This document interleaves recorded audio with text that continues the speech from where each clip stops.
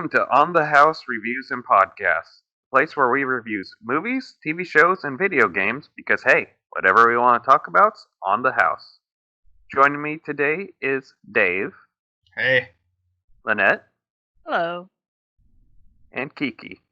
Hello there.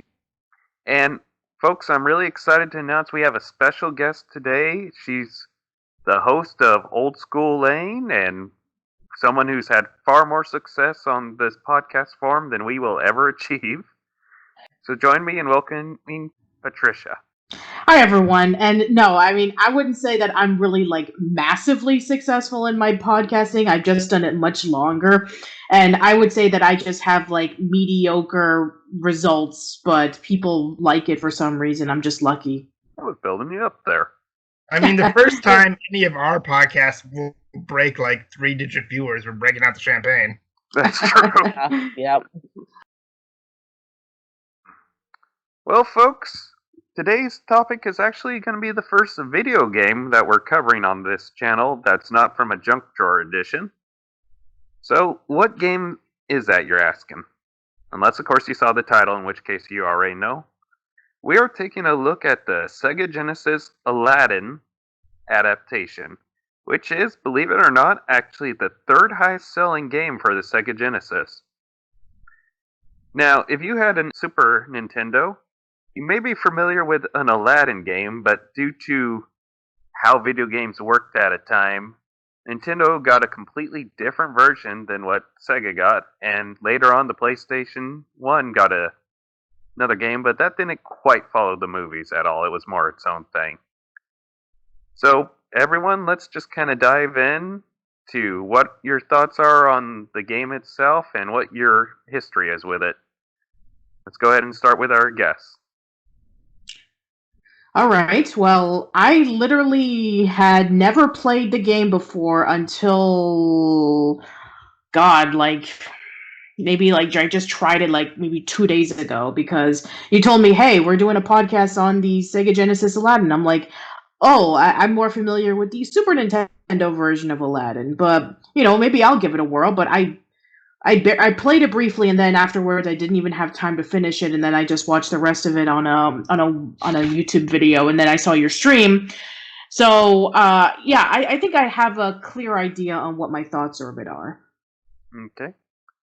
And we'll get into it a little later, but we'll discuss your thoughts on how this compares to the SNES version and which you prefer and what elements you think this improved or didn't improve on. Well, here's the thing. Capcom and Virgin had a different interpretation of how to do an Aladdin game. With Aladdin, it's more acrobatic. There's a lot of platforming and jumping. The same thing with Aladdin on the Sega Genesis as well, except that Aladdin has a sword, and there's a lot more combat in the game. With the Sega Genesis Aladdin, I noticed that there was some levels that were in the game that the Super Nintendo did not have.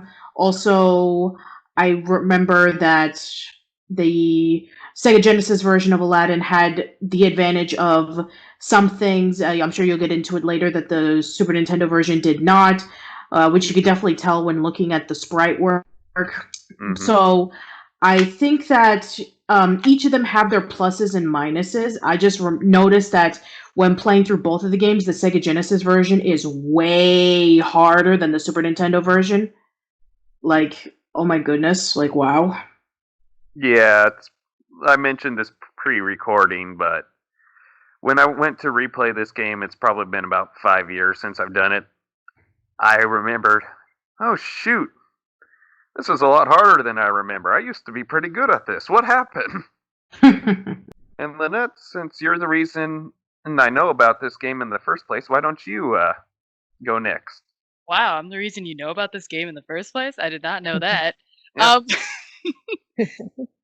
Wait, explain the context behind that. I was over at your house and you guys started playing the game.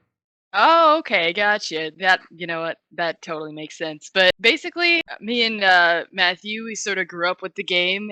We played it a lot when we were kids, but we would rarely ever get past, I believe, the 5th level, the lava level, I believe that one is the one when you're working your way outside of the Cave of Wonders. We basically never made it past that. And so I've only ever really seen the only time I've ever seen the game past that was when my dad was playing this one time, and he got all the way to the final boss, but he didn't actually beat the final boss. So that's my extent of the knowledge of the game. It's one of my favorite games of all time. Gotcha. Dave, what's your thoughts? Well, I literally just experienced it within the last week myself, and only through Let's Plays, because I don't have any of the consoles its original or re-releases were on, so I'm going into this fresh. Good deal. Just from watching the gameplay, what are your thoughts, though? Well, I'm surprised just, how uneven it is in terms of, they devote so many levels to, the early part of the story, but, the entire second half is basically 2 levels. Mm-hmm. So as for me, this is one of my favorite games of all time. I did manage to beat it on the Sega Genesis back in the day, but I also had to use level skips and a whole lot of continues in order to beat it. So I guess you could say I didn't technically beat it the way you're supposed to, but it was the 90s. Games were unfairly difficult at the time anyways. But I love the graphics in this. We'll definitely get into those in just a quick minute. And just some of the details they were able to sneak in. Amazing stuff. And Kiki, what about you? So my sister and I grew up with it on the Genesis, and same as Lynette is, we couldn't really get past the Cave of Wonders, but it was still it kept us entertained and drawn in, so it was definitely a childhood favorite. And I agree with Dave on the point that most of the game is the Cave of Wonders. It's a very heavy focus. Yeah, for sure. I think but that's 3 levels dedicated to that. yeah, Yeah, I think so. Because on your way in, where everything's blue, and then on your way out when everything's lava, and then on your way out again when you're on the carpet. Yeah, the Battletoads level. I barely remember that one. I think I got to play that one maybe once.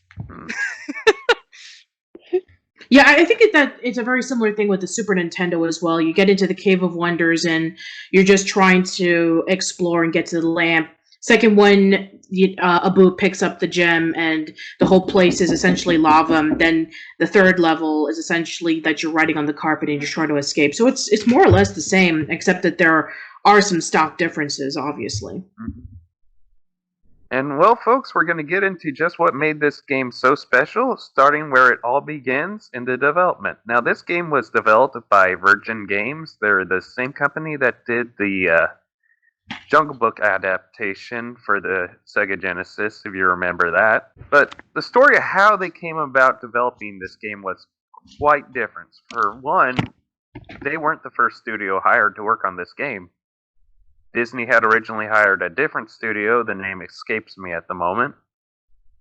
But I guess whatever they were working on just did not pan out, so they were kind of brought in as the emergency replacement to have the game done before the VHS released. And that meant they had 99 days from the word go to when it had to be finalized and shipped out.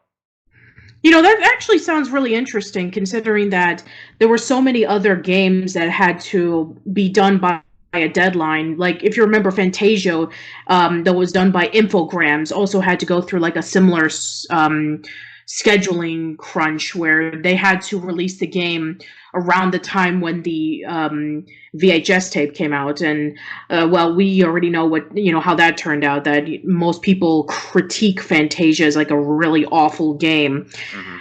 Mm-hmm. So I guess maybe because that it was at a time in which when Disney were like releasing or re-releasing the classics, or they had new movies where it was like hugely successful. It's like, yeah, we need to get into the video game market because kids are buying this just as much as like VHS tapes or toys and action figures and ticket sales. So Yeah, I take it that that was probably why that some games suffered while others were able to utilize whatever time that they had in working on some great things that they were able to put into it. Like we can discuss in depth about like all the other stuff that Disney did with their video games, such as like Quack Shot, or maybe any of the Mickey Mouse games or anything like that. So yeah. Yeah, the actual reason for the deadline is they wanted to have inside the VHS things, like one in like 400 or something, I forget the exact number, would win a free copy of the video game. Oh wow. So it was another promotion for them. But this game actually did something different that not a lot of. In fact, I think it was the first video game of the time to take this approach. But they actually got the Disney animators on board to help them work on this game. So, Wow. yeah, the actual animators who worked on the movie are responsible for why this game still looks so good today. Yeah, it shows. It actually does. Like, that makes so much sense considering some of the animation, especially when you jump on the camel's back and whatever, like how fluid the animation is. It's like, okay, now I get why. Yeah. And there are like a lot of cartoony ways the like enemies can get taken out. Oh yeah. And from what I understand, also like with some of the animation, like they had to meticulously craft every single sprite into detail to make it look exactly like how it was in the movie. And if you compare that to the Super Nintendo version of Aladdin, where the sprites are a little bit bigger, but they're not as detailed, and I think that the Genesis was able to have advantage when it came to its presentation. Oh, definitely. I mean, of the games of that era, I definitely think this is the one that holds up better than most. Just because the animated style definitely works it. I mean, you play Mortal Kombat now, and it's still a fun game, don't get me wrong, but it's not exactly aged as well as something like Street Fighter or this did. And since they also had the Disney animators working with them, there were a lot of Easter eggs throughout this game that they put in very strategically. Some are actually signs of secret areas, and others are just a pile of skeletons with Mickey Mouse ears in the background.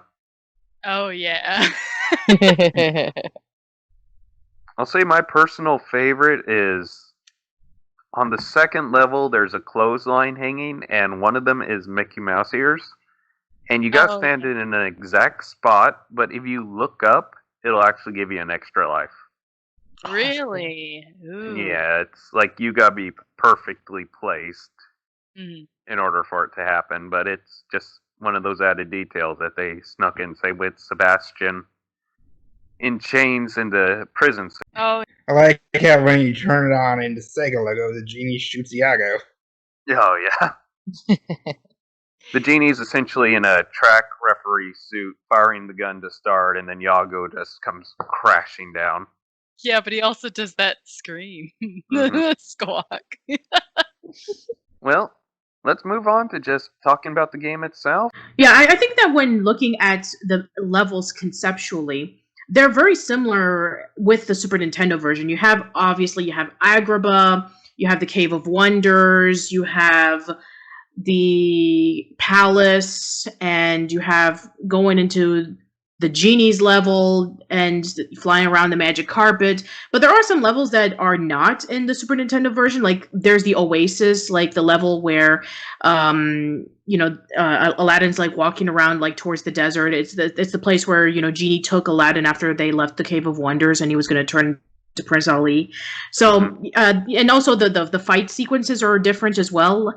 Like I noticed that when you're fighting against Jafar, that there are so many scarabs that are flying all over the place, and you're trying to like attack him as opposed to by being incredibly overwhelmed with the scarabs, which is completely different from the Super Nintendo version, in which like there's these strange birds that are inside pots that you have to jump over to get to Jafar, and then later he turns into a snake level.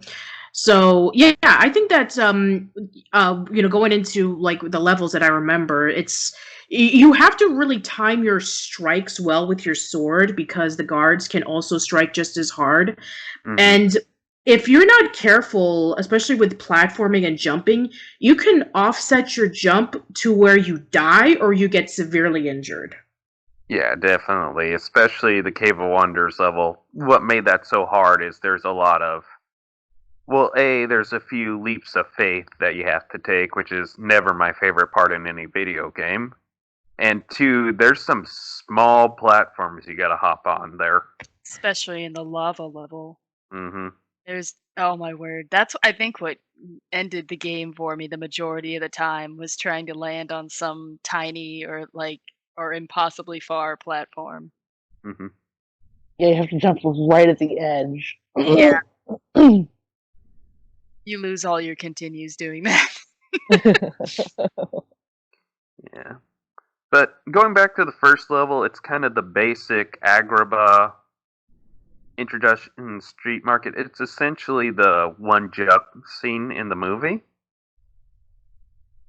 And one thing I absolutely love about this game is they somehow were able to perfectly translate the score from Aladdin and the songs into a 16-bit console, which, considering the limitations of the day, that's just amazing to think about. Yeah, the soundtrack is really great.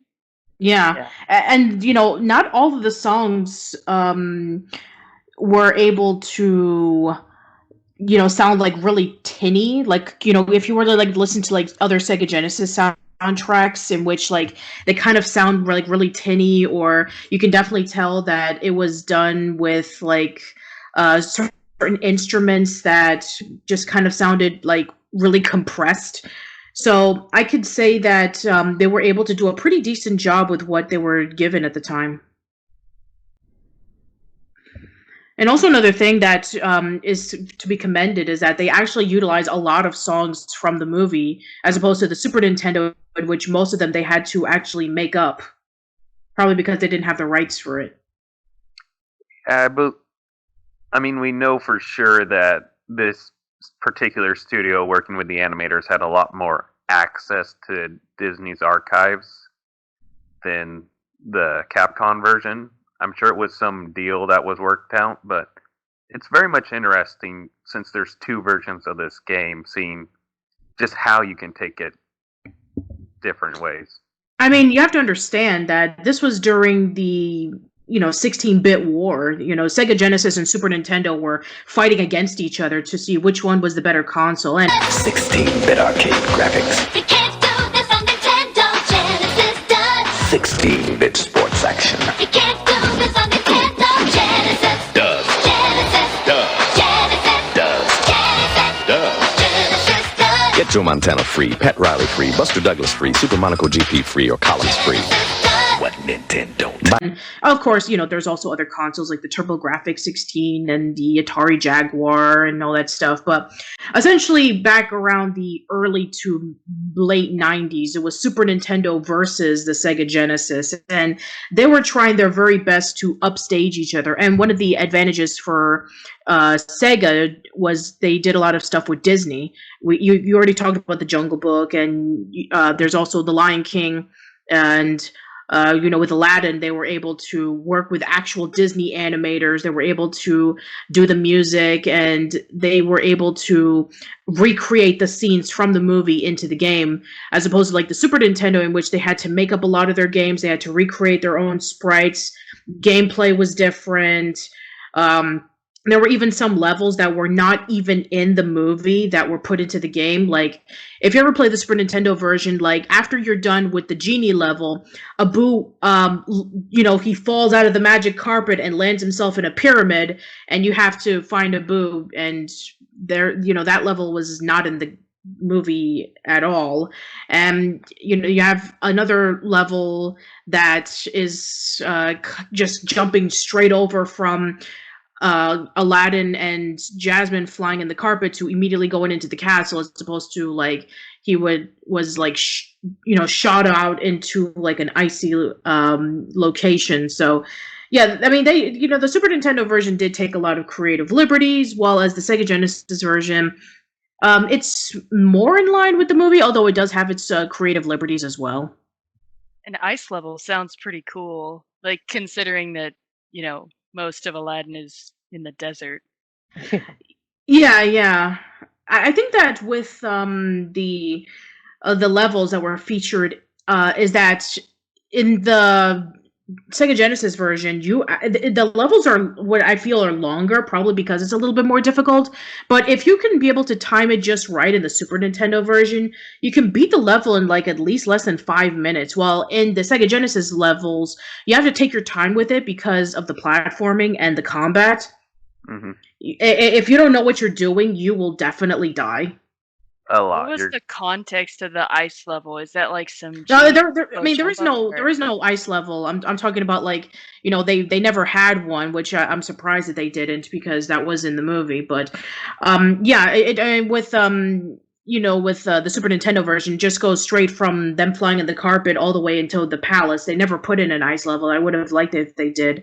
Oh, okay. But I think that another level that they probably added in was that with Aladdin going inside of the genie's lamp, which he never does in the movie, and it's pretty bizarre with the genie space being everywhere and like the platforms, and there's balloons that you have to swing into and bouncy springs and all that kind of stuff. So I guess because they knew that Robin Williams as the genie was like the most marketable and popular thing that people were going to remember at the time, they decided to probably make that level more longer than something like a minor thing, like say like, oh, Agrabah, you're gonna play a few levels of that, but we're gonna utilize that genie level to its advantage. Mm-hmm. And just gotta say, the genie level also, in terms of the soundtrack, that's probably my favorite musical bit in the game, just because, for one, that's my favorite song in the movie, Never Had a Friend Like Me, and for two, it's just, if you time it right, you can actually show up at column B, right where the music does have all of column B. So I always got kicked out of that. Go ahead, Dave. I was gonna say, I looked it up, and then like a full playthrough of this game, like it wasn't a speed run, but it was just like a run without any deaths. You could theoretically finish it in just over half an hour. Wait, what? Dang. It's a half-hour game. I mean, I mean, spent back my then, entire life on a half-hour game. I mean, you have to understand that back then. finish. I mean, like, if you were to play, like, humiliated. it's not that. It's just that because I mean, games back then were that long. They only took like an hour long or 30 minutes long. It's just that they were so difficult that they programmed it that way for people to either rent it or they prolonged it for you to keep playing it just so that people can be able to just like say, oh man, I can't beat this game, I'm going to turn it off. Because I mean, we didn't have save states back then, so you had to play the same levels over and over and over again. Like I recall that they deliberately made this like second level in Lion King excruciatingly hard just so people couldn't beat it in one night. Oh, that's right. Yeah, I remember there was an interview from one of the programmers saying that they wanted to not have kids return The Lion King on rentals in one weekend, so they purposely made the monkey level hard on purpose. Wow. And going back to length, I mean, think about some of the games back then. I think you can beat the original Super Mario Bros. In like 15 minutes once you know what you're doing. Pretty much. Yeah. I mean, you can beat Castlevania in like 35 minutes. You can beat any of the Mega Man games in about an hour. Mm-hmm. If you know what you're doing, you could probably beat Zelda and Metroid in about a few hours. I mean, it's not like, oh, I'm gonna play this 17-hour game.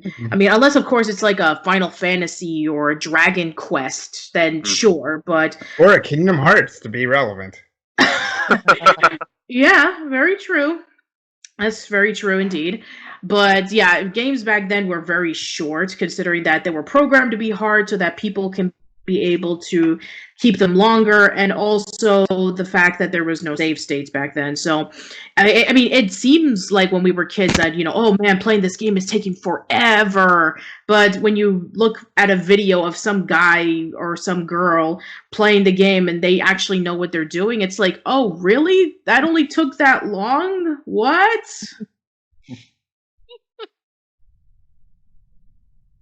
I'm gonna have to watch some expert LP or something and see how the game actually goes when you're actually good at the game. Mhm. Yeah. Let's the let this be one of those games that gets a big enough like speedrunning following that like Summoning Salt does a video on it.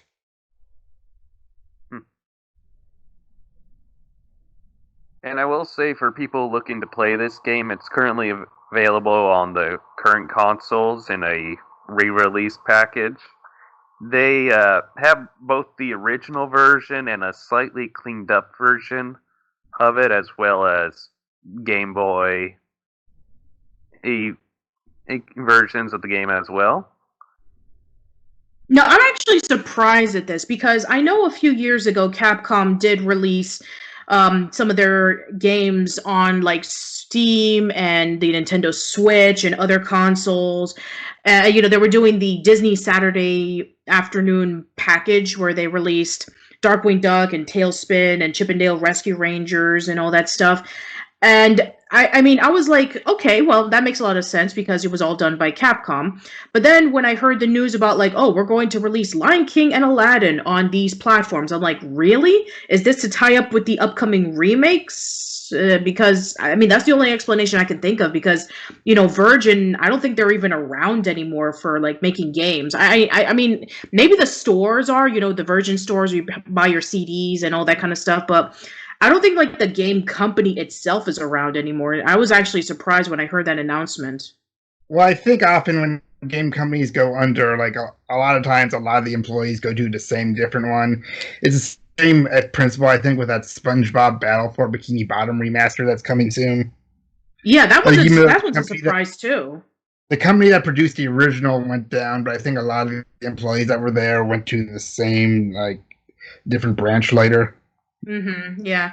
And I guess fan demand, and also if, Let's Players probably like they play the games, or maybe like online reviewers, they talk about the games, and maybe game developers are like looking on social media and they're like, oh man, apparently this game that we worked on that was based off of this cartoon, apparently a lot of people really like it. So let's see if we can get some of the original programmers and coders back, and let's see if we could do a remaster of it because people are getting nostalgic over it, which you don't really say that too much when it comes to like licensed games. I mean, there's a rumor going around that for Super Mario Brothers' 35th anniversary, they're going to be doing remasters on some of their older 3D platformers like Super Mario 64, Sunshine, Galaxy, 3D Land, and all those games. But for licensed games, I mean, first of all, it's very complicated. You have to go through massive legal issues. Companies, the original game that was the cartoon or property is based off of, it's a legal mess. So I'm glad that they were able to get around with that. Simpsons didn't run for life. Well, the modders have actually saved it, thank goodness. I mean, if it wasn't for the modders, I don't think that game would be alive today. Well, I think in the case of Aladdin, since it was, like I said, the third highest Sega Genesis game, there's a ton of nostalgia out there for this particular one. I mean, when you're only outsold by Sonic and Sonic 2, people definitely remember this one. Yeah, I mean, it's like not gonna pull your hair out if you try to beat it. It's like the Lion King game. But at the same time, it's not a complete walk in the park like the Super Nintendo version. Yeah, for sure. I think that the reason why other than nostalgia, I think that they were trying to cap in on the fact that, hey, we're doing this upcoming live action remake of Aladdin, so let's see if we can bring it back to relevancy. I mean, I like to think that's probably the case, because maybe the reason why they brought that in The Lion King, and even what you were saying about SpongeBob, uh, you know, I think that they were doing that because of the third SpongeBob movie that's coming out. Well, that was delayed because of COVID-19, but I think that the fact that people still remember them and even buy them used online. I think that because people are paying attention to the fact that people are still talking about it, that maybe even on social media or on Let's Plays and stuff like that, people are like, oh yeah, I remember when this game came out, and I remember when they would have this game based off of this movie, and this was back when it was really good, because for a while, for some reason, like, licensed video games just were like so lackluster and mediocre. I mean, lest we forget about games such as like the Iron Man game for like the Wii or something, and yeah, those were dark times. Yes, Well, I'd indeed. say 2010s on average, there's just been less licensed games, period. Especially compared to the 90s. Yeah, probably because maybe it's due to like, oh, we have to pay for the licensing issue, and we're just this small company, and we need to put in a lot of resources into making things, and sometimes that stuff can shut a company down good. Like, if you remember the company that was working on that Superman game that never came out because their previous games sold like nothing and their resources were just depleted so much. I take it that they needed to work on original properties in order for them to keep afloat. So I think that in more recent years, I think thanks to Insomniac Games' Spider-Man, I think that we'll probably see more quality in their licensed properties. I mean, even with the Witcher games, they've gotten a bit of polish over the courses of their sequels and their expansions. If you remember that The Witcher is based off of a book series in, I believe, Norway or one of those countries, but I think that with licensed games, yeah, we don't see them as much, but the ones that do come out in more recent years, they have to step up. Otherwise, they will be called out by people. We're not going to follow into like the certain bias of the Nintendo powers of the '90s, saying like, "Oh yeah, 7 out of 10, it's pretty decent." Said South Park for the Nintendo 64. I also think I don't know if there's less licensed games, because there's always like, those dollar bins of the game store are always chock full of those like trash games that come out for every single movie. Like every movie under the sun, there's some sort of a game tie-in. It's just a really crummy one and shoddily made. So, I mean, it's not like there's less licensed games. It's just that they're not really in the spotlight anymore. And if they are, they're probably a mobile game. Yeah, for sure. I mean, I do think part of the reason is games just take so long to develop now. Yeah. That you really can't time it with, okay, this game's going to be this movie was a big hit. Let's get something else before the home video release, because one, the home video releases are getting closer to the actual theatrical run now. Oh yeah, and especially with the COVID-19. Like, I went to go see Onward with my co-host Aaron Mehta from the Aaron Mehta Show, and like a month later, it was on Disney Plus. Yeah. Imagine trying to make an Onward video game for the Switch to coincide with the home video release. It's like, oh yeah, you got 2 weeks. Have fun. Yeah. Well, I thought video games for movies were more like they based the release on the theatrical release, not the home one. I guess with some cases, like the Aladdin game or the Fantasia game, or like games in the 90s, they were for the home video release because they didn't know like how popular a TV show or a movie was going to be. Like, we're going to make a video game off of Home Improvement. It's like, oh, because that TV show is really popular, kids will love it.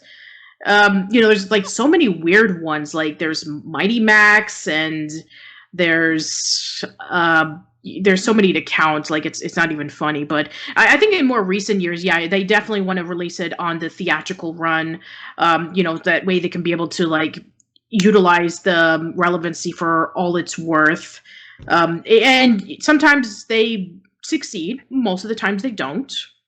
I think that for those that take a different direction, it's very commendable. Like if you look at X-Men Origins Wolverine for the PlayStation 3 and Xbox 360, that is a completely different storyline and gameplay than the movie. Well, I mean, obviously with gameplay. Oh yeah, absolutely. Like first of all, it's like the similar core of the story. It's like Wolverine is being experimented and then he's like let out, but the storyline is a little bit different.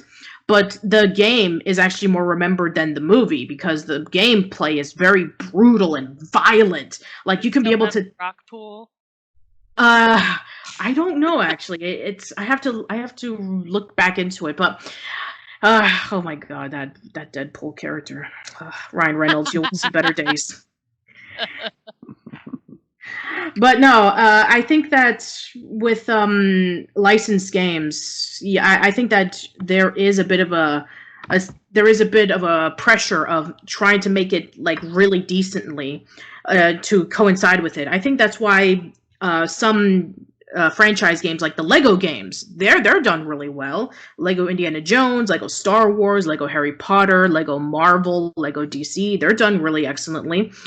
There's going into the Spider-Man game again for the PlayStation 4. That's also really good too. So, the fact that they have a lot more time and they have a bigger budget, when looking back on the licensed games of the 90s, such as Aladdin or The Jungle Book or,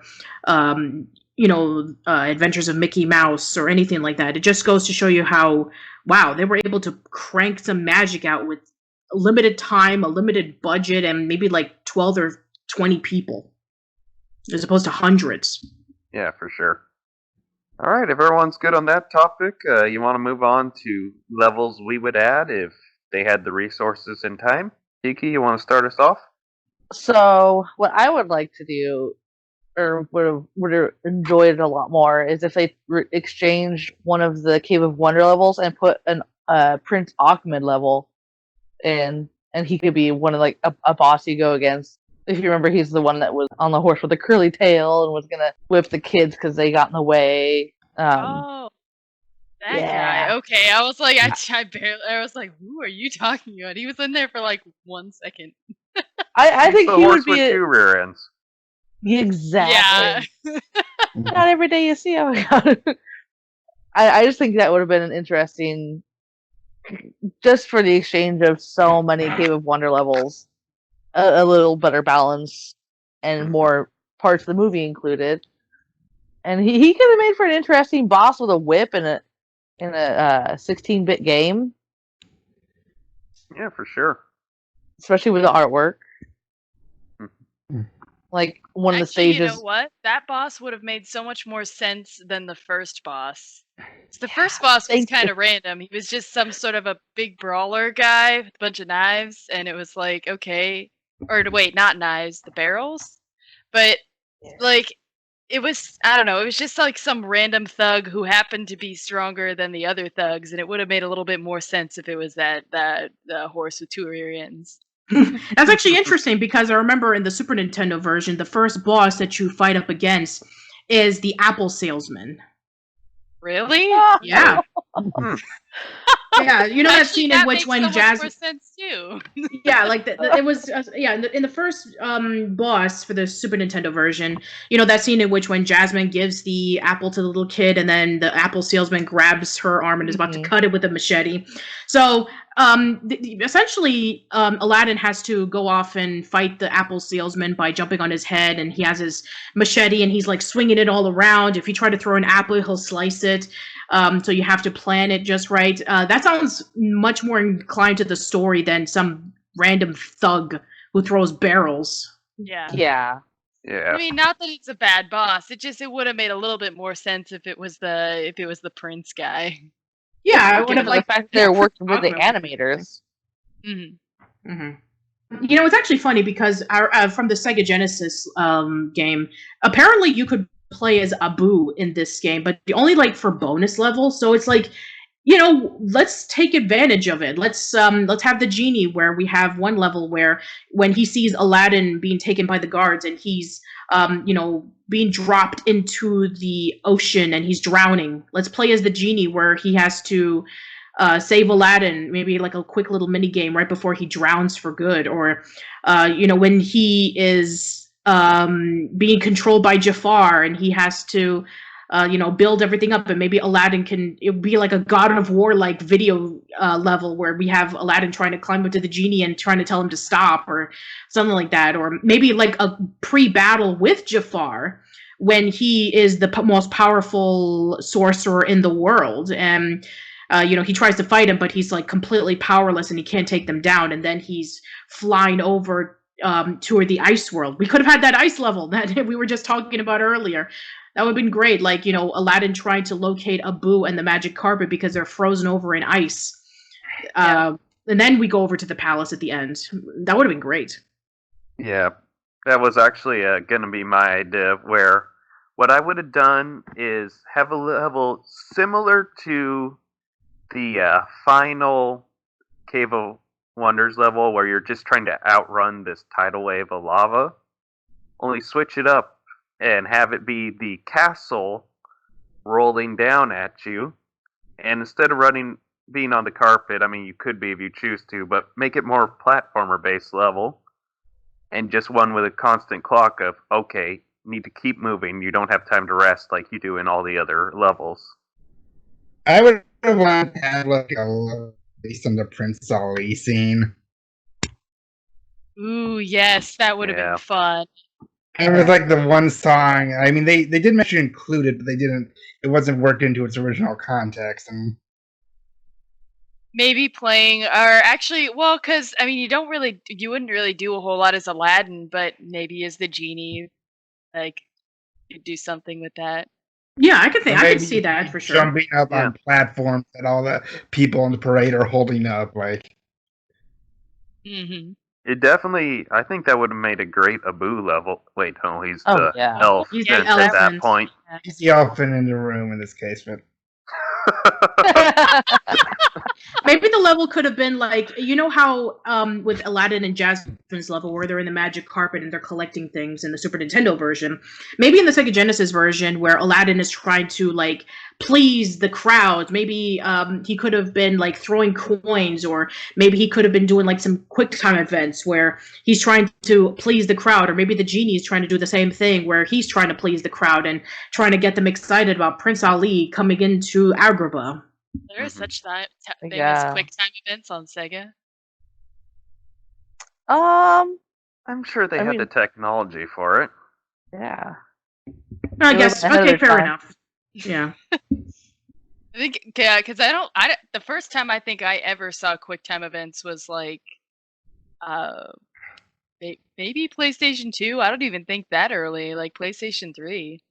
I mean, I guess, you know, some people would argue about like, oh, what about Shenmue or DDR or something like that. So, hmm DDR. Yeah. Dance Dance Revolution. Oh, okay. Well, I think that that Patty's idea earlier about the ice level, even though it was just, I mean, it was like one small scene from the movie where there was snow, but I still think an ice level would have been really cool. And I liked the idea about like an underwater level where the genie is diving after Aladdin. That would have been cool too. Maybe not even as like a full level, but like a mini level or something. We all should have been part of the development team. that would have been The fun, game would actually. have never gotten done. We totally forgot about Jasmine. Did Jasmine ever get a level in either games? Touche. I mean, no, she didn't. I mean, the only level I can think of was like in the Super Nintendo version where she was with Aladdin flying in the magic carpet while a whole new world was being played. But no, there was no Jasmine level. The only time in which you played Jasmine is in that PlayStation game Aladdin: Nasira's Revenge, where she was skateboarding and like, you know, jumping inside Skateboarding? pots. Yes, skateboarding. It was a weird game. Oh, Yeah, it was a weird cool game. to It see, like- involved with like Jafar's sister wanting to get revenge or something.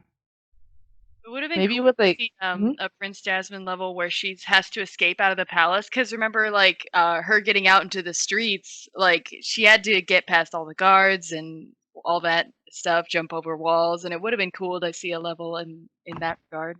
Oh, that would have been Yeah. awesome. A stealth level. Yeah. So Another one is they could have had it where she's dodging Jafar's marriage advances. oh my word. And she That shows would've like been her, great. and she uses her hair as her weapon. It's just whipping. Like Shantae, yeah. Yeah. Yeah, I'm actually kind of surprised none of the games had a Jasmine level, since she's definitely one of the most action capable of all the Disney princesses at the time. Well, and Yeah, that's true. Well, these are mostly one-player things, right? Yeah. Yeah. But, if they had an Abu bonus level, they could have done a few other characters. Yeah, they could have had the genie, they could have had Jasmine, they could have maybe had like one level with the carpet that you're controlling it. I could see that possibly happening. Yeah, for sure. I mean, I think you only see Jasmine in this game at the very end credit scenes, but she's my favorite Disney princess out of the whole thing. Let's not get into live action movie. I have many complaints about that film. Hmm. I haven't seen it. Don't. Yeah, no. Although, I think that with Aladdin, Nasira's Revenge, now that I'm thinking about it, maybe it was a good idea that Princess Jasmine didn't get a level, because if I remember, those levels were like really hard to control. Like, Princess Jasmine like skateboarding and jumping over pots and all that kind of stuff. It was just like really clunky and awkward. And I think there was even one level you got to play as Abu, and then one level that you got to play as Aladdin or the genie. And I think there was even an Iago level. That would have been interesting. Like, we start off in the beginning of the game where Iago tries to look for somebody to go inside the Cave of Wonders, and he tries to find like the most incompetent person, and then he finds the thief.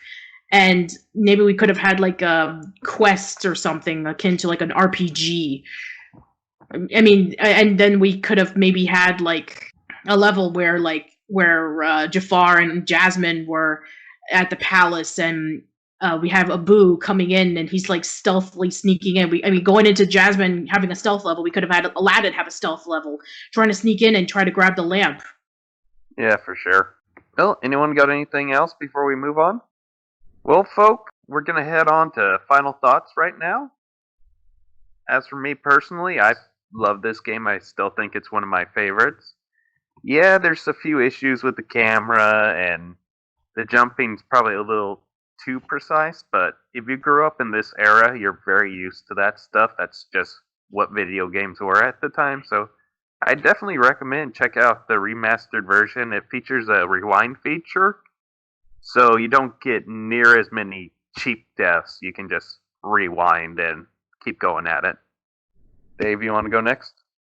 Well, as I've said, I haven't actually played it, but when I saw it, looks interesting, and I'm sure it's a challenge for whoever picks it up, and I can appreciate all the things the animators are able to throw in there.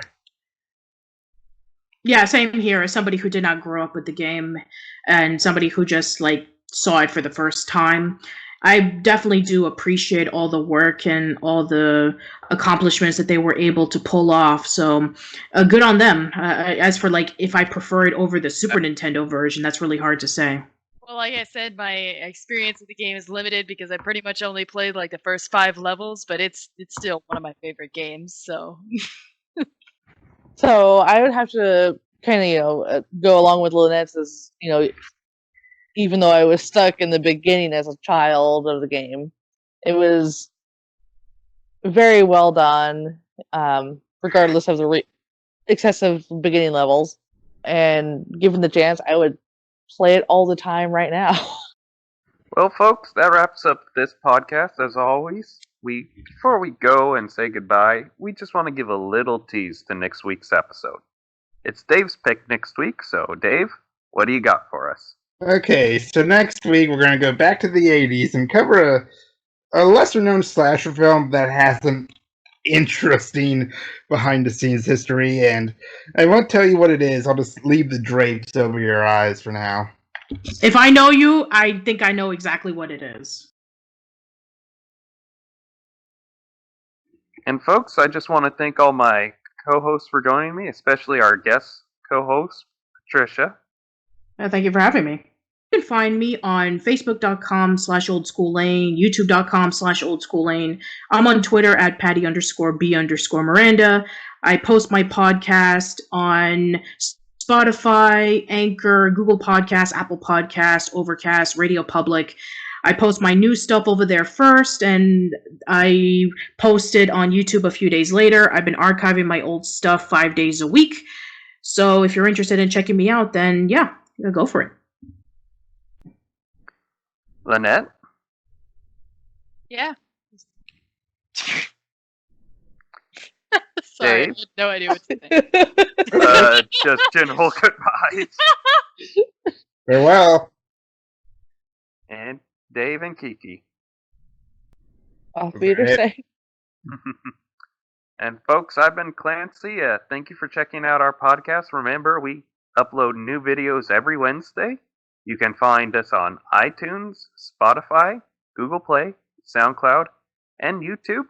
We also have a Facebook and Instagram and Twitter account if you want to follow us on the socials. Remember, we're called On the House Podcast Movie and Reviews. And as always, thank you for watching, and I'll let the outro video see off, but just be sure to like, comment, and subscribe. Alright, see you next time.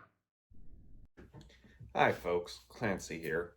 Just want to hop on real quick before you guys click off and just say a little message that I like ending these videos with every single time, and that's just a message on mental health, and that if you're out there struggling, which there's so many reasons why you would be right now, to not give up the fight, to push on for one more day, because I promise you, it may take a while, but it will eventually get better. I've been at the point where I've wanted to completely give up in my life, but I kept struggling and kept fighting. Even sometimes I didn't want to. I had to spend some time in the hospital just to get me in the right state of mind before I could even go to my own house and sleep without being a threat to myself. And my wish, if I could grant it to the entire world, is that nobody else has to suffer like that. It's not a fate I'd wish on my worst enemy. But if you are in the position where you struggle with this, just remember, it's not your fault. Our brain chemicals do things that we can't control sometimes. But if you ever do need the help, the suicide prevention number is 1-800-273-8255.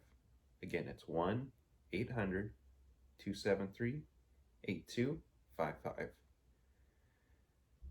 You're not alone in this battle. 1 in 4 adults suffer from mental health. It's time we end the stigma and raise awareness.